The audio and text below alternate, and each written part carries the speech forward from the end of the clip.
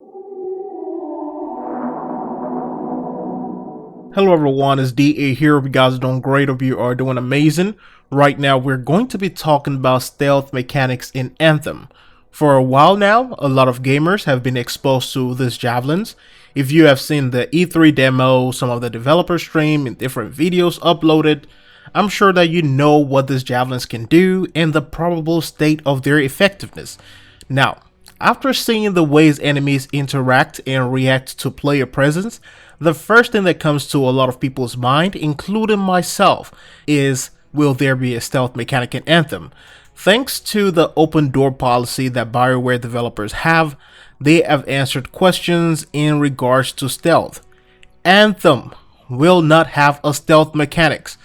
That actually breaks my heart, to be honest. I was hoping for something in the lines of yes or maybe later on, but I'm sure they don't want to give us all the juices as well, just on Twitter. They want us to experience it for ourselves. But they have said they will not have a stealth mechanics, and the reason for this is because they want players to be in front and center of the whole action. Basically, they want you to be at the forefront of this power fantasy. But they also said you can play the game at your own pace. So still, there is no invisibility or anything along that lines, but that shouldn't be a deal breaker. There are other ways to play covert in Anthem, and that is what we're going to be talking about today, and we will be doing more guides on those when the game launches. While they are not labeled as stealth, javelin abilities can give players the elements of surprise. The storm javelin, for example, and certain grenades can freeze enemies in place. A perfectly timed shot can also help players do this before the rest of the enemies see you. There will be mods that will extend a javelin's flight time and evasiveness. So these items and these things could actually be used to bypass the line of sight of enemies. So you can also look at that as maybe a form of stealth.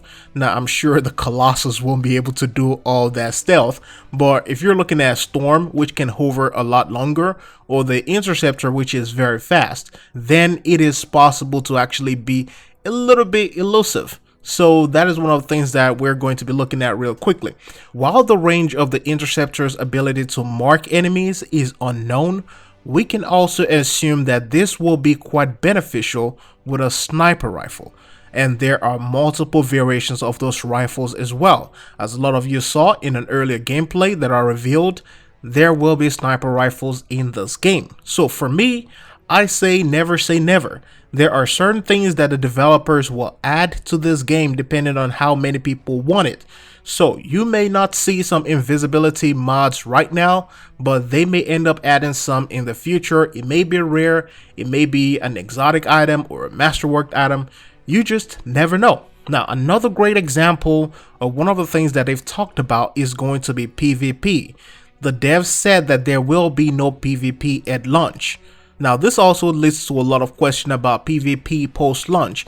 I really see the reason why they're not going for PvP, mainly because imagine trying to shoot an interceptor in PvP mode. That is going to be the hardest thing ever, and that will be hell to do. So I'm glad that they're not going for PvP right now.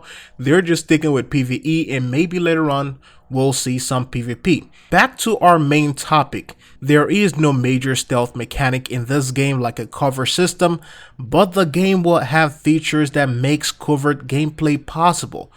Let me know your thoughts about this. I can work my way around it, and I know it could be a deal breaker for some of you guys out there. Are you okay with this, with a possibility of a stealth mod in the future, or is this just a no for you? Let me know what you think about this down below in the comment section. That's going to be it for now, and don't forget to share this video, leave a thumbs up if you enjoyed, thumbs down if you don't, and also subscribe to the channel if you would like to see more Anthem videos in the future. And as always, it's Dia signing out. I'll see you guys on the next one.